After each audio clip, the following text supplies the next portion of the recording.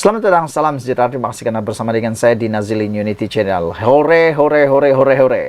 Itu kata-kata daripada para penyokong Anwar Ibrahim, para akar umbi Parti PKR dan juga penyokong Kerajaan Perpaduan. Pimpinan Datuk Seri Anwar Ibrahim yang mana dianggotai oleh Perikatan Nasional, bukan Perikatan Nasional, Pakatan Harapan dan juga Barisan Nasional. Balik-balik pula Perikatan Nasional. Harap-haraplah kalau Perikatan Nasional tiba-tiba sokong Anwar Ibrahim, itu satu berita baik kepada rakyat Malaysia. Kerana apabila perkara itu terjadi, apabila MOU diwujudkan, pastilah ini akan menimbulkan satu lagi kehebatan, rekod atau sejarah terbentuk di Malaysia apabila kestabilan politik yang kita cari-cari akhirnya datang menjelma, menjamin kestabilan ekonomi Malaysia yang seterusnya dan kemakmuran negara.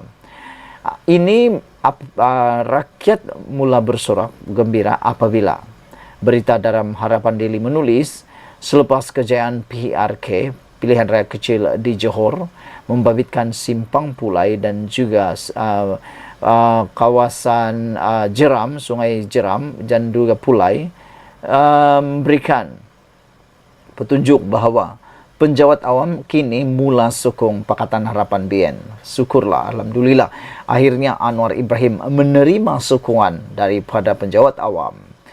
Kejayaan dua calon Pakatan Harapan PH pada pilihan raya kecil PRK di Simpang Jeram dan Pulai bulan lalu memberi indikasi penjawat awam cenderung menyokong gabungan itu dan Barisan Nasional BN.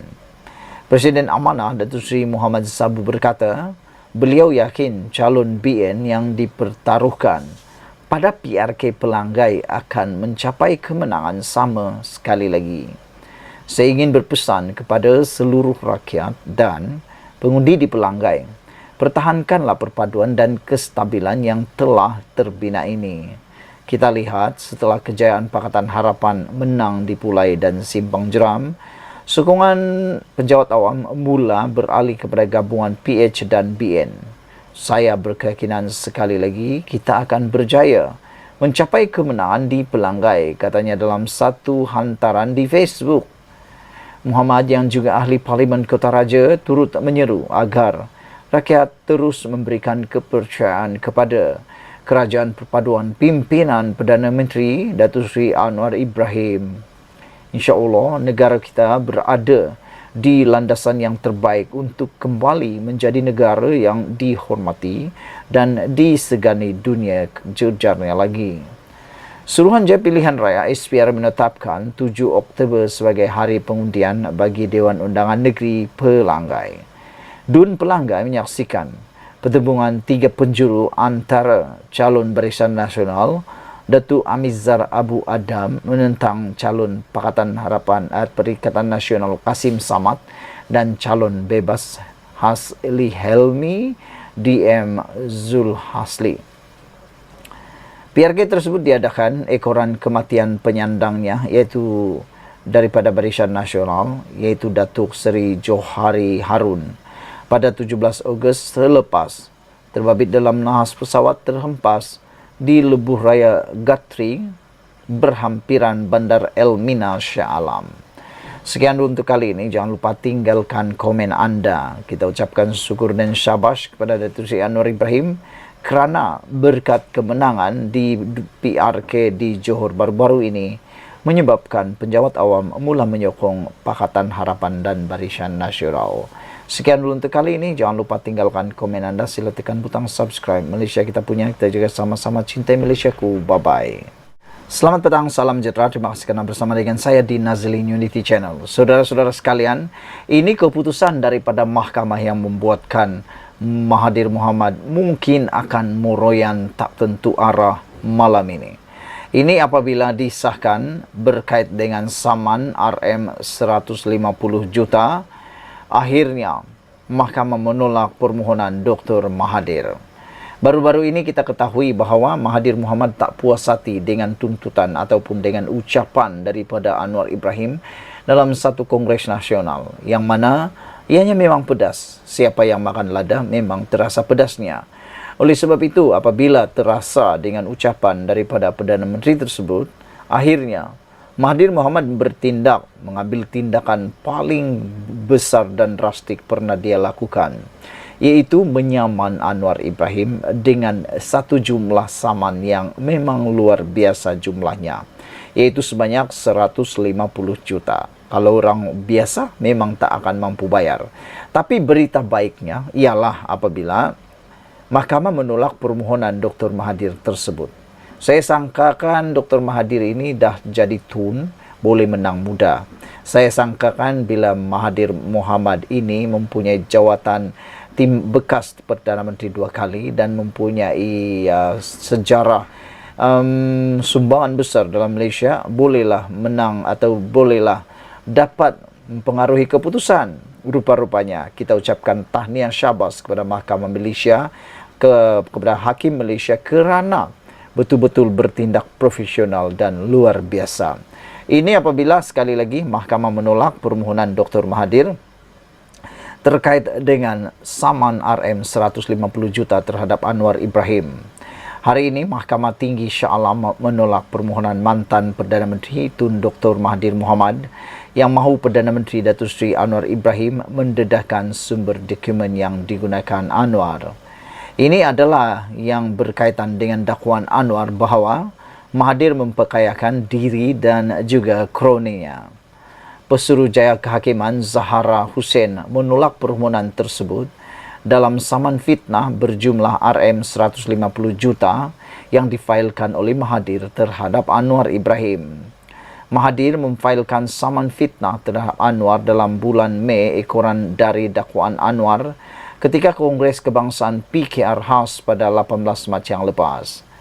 Menurut laporan Malaysia kini, Mahkamah telah mengarahkan Mahathir membayar kos sebanyak RM2,000 kepada Anwar. Peguam Mahathir iaitu Rafiq Rashid Ali berkata, Mahkamah memutuskan sedemikian kerana perkara tersebut yang dibangkitkan berlaku dalam tempoh masa lama yang tidak mempunyai dokumentasi khusus. Ia adalah berdasarkan kenyataan pembelaan Anwar Ibrahim. Pengurusan kes saman fitnah ini akan berlangsung pada 3 November. Dalam hujah pembelaan, Anwar telah berujuk kepada bantuan kewangan yang diberikan kepada anak-anak Mahathir dan juga amalan kronisme dan nepotisme sewaktu pentadbiran Mahathir selama 22 tahun. Dalam hujah balasnya, Mahathir mendakwa Anwar seorang penipu yang tidak membuktikan kenyataannya. Akhirnya, sekali lagi, Anwar Ibrahim menunjukkan bahawa pertama, mahkamah kita bebas daripada pengaruh apa-apa. Yang kedua,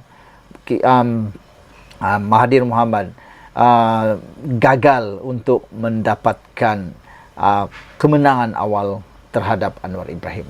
Sekian dulu untuk kali ini. Jangan lupa tinggalkan komen anda. Sila tekan butang subscribe. Malaysia kita punya. Kita jaga sama-sama. Cintai Malaysiaku. Bye-bye.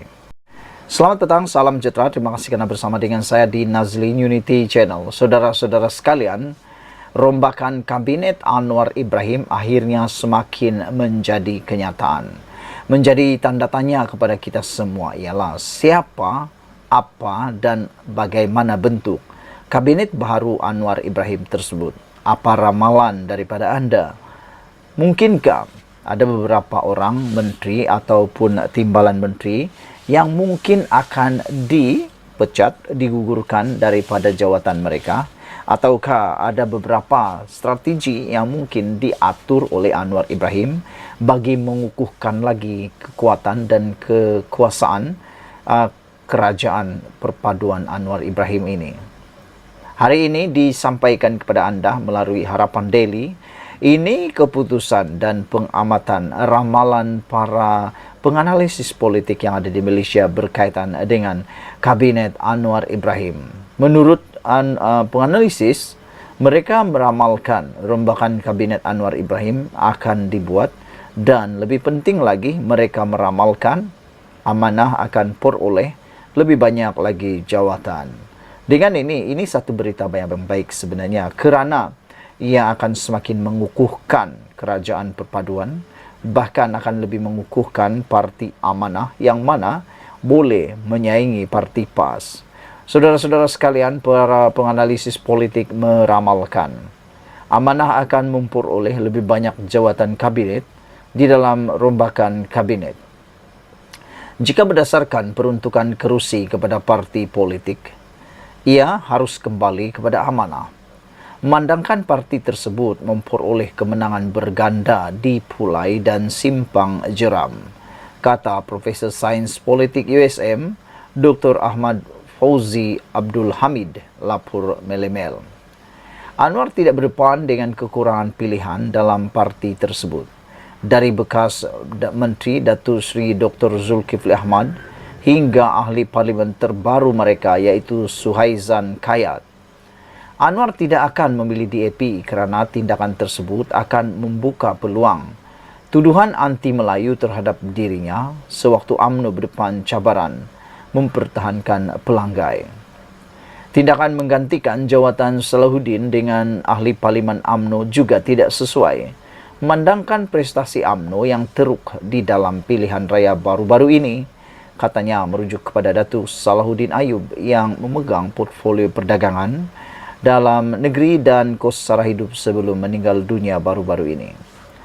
Penyelidik kanan Nusantara Academic for Strategic Research Azmi Hassan pula berkata, Anwar perlu menunjukkan komitmen dalam membawa perubahan dengan mengeluarkan mereka yang kurang berkesan sebagai menteri. Yang ini saya turut setuju. Mana-mana menteri atau mana-mana kabinet yang tidak menunjukkan komitmen yang baik atau tidak menunjukkan prestasi yang baik perlu dikeluarkan daripada Kabinet Anwar Ibrahim. Ahmad Fauzi turut menambah bahawa sekiranya Perikatan Nasional membentuk kerajaan, mereka akan bertindak sama seperti kerajaan kerana faktor persekitaran ekonomi global. Dalam pada itu, penyelidik kanan Singapore Institute of International Affairs (OASUN) berkata, terdapat keperluan untuk membawa masuk individu yang punya latar belakang keuangan yang kukuh seperti ahli Parlimen Titi Wangsa Datuk Seri Johari Ghani kerana ia akan memperkukuhkan keyakinan pemain industri. Semalam, Timbalan Perdana Menteri Datuk Seri Ahmad Zaid Hamidi memberi bayangan bahawa rombakan kabinet akan dibuat tidak lama lagi.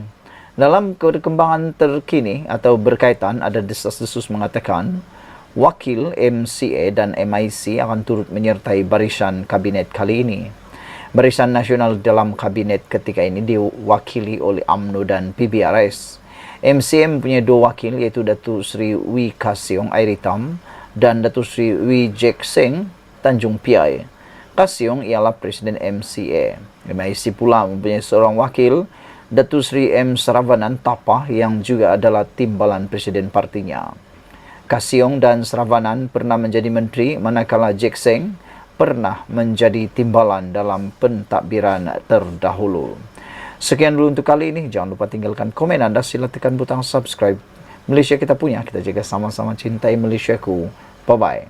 Selamat petang, salam sejahtera. Terima kasih kerana bersama dengan saya di Nazlin Unity Channel. Ini pastilah memberikan tamparan paling besar keputusan terkini di mahkamah yang mana telah menyebabkan Mahathir Mohamad kalah terhadap Anwar Ibrahim berkaitan dengan kes saman RM 150 juta. Mahkamah memutuskan bahawa menolak permohonan Mahathir untuk mengarahkan Anwar kemukakan dokumen. Akhirnya Anwar menang terhadap Mahathir Mohamad untuk peringkat yang awal. Mahkamah Tinggi di Kuala Lumpur hari ini menolak permohonan Dr. Mahathir Mohamad supaya Anwar Ibrahim mengemukakan dokumen yang dirujuk dalam pernyataan pembelaannya dalam satu saman fitnah. Pada 3 Mei lepas, Dr. Mahathir menyaman Anwar Ibrahim berhubung ucapan Perdana Menteri yang ke-10 itu di Kongres Nasional Khas Malaysia Madani, pelaksanaan sebuah idealisme pada Mac lepas. Pesuruhjaya Kehakiman Zahra Hussain menolak permohonan Dr. Mahathir supaya Anwar selaku defendant menyerahkan dokumen yang dikaitkan dengan saman fitnah tersebut.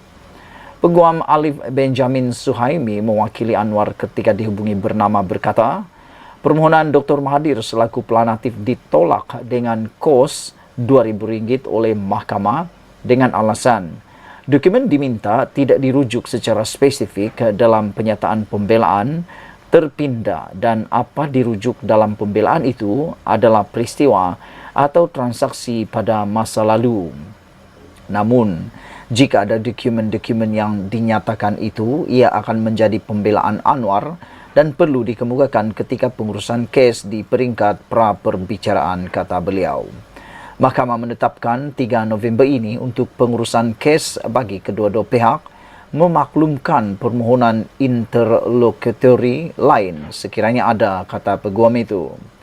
Sementara itu, Muhammad Rafiq Rashid Ali mewakili Dr. Mahathir yang mengesahkan keputusan hari ini berkata anak guamnya Mahu Anwar antara lain mengemukakan dokumen-dokumen yang dirujuk beliau dalam pernyataan pembelaan terpindah mengenai dakwaan isu menyelamatkan konsortium perkapalan berhad KPB oleh Petronas dan Perbandaran Perkapalan Antarabangsa Malaysia MISC pada tahun 1997. Dr. Mahathir yang juga bekas Perdana Menteri mendakwa pada 18 Mac lepas Anwar ketika menyampaikan ucapan pada Kongres berkenan di Stadium Melawati Shah Alam mengeluarkan beberapa kenyataan berbau fitnah bertujuan untuk menjatuhkan refundasi planatif. Menurut Dr. Mahathir, antaranya kenyataan kononnya planatif membolot harta untuk diberikan kepada anak-anak dan keluarganya, selain memberikan layanan khas atau mengutamakan individu-individu berpangkat tinggi. Saudara-saudara sekalian, ada orang meramalkan bahawa Mahathir tak mungkin akan kalah di mahkamah kerana beliau adalah seorang yang berpangkat Tun, yang mana gelaran paling tertinggi di Malaysia, pangkat tertinggi yang paling ada di Malaysia, dan juga kerana kewibawaan beliau. Namun demikian, ini bukti bahawa mahkamah di Malaysia adalah bebas. Mereka tidak dipengaruhi oleh apa-apa pangkat maupun kedudukan seseorang itu. Ini apabila diumumkan mahkamah dengan sah telah menolak permohonan Mahathir untuk mengarahkan Anwar mengemukakan dokumen. Netizen menulis, harap-harap Mahathir tidak meroyan pada malam ini.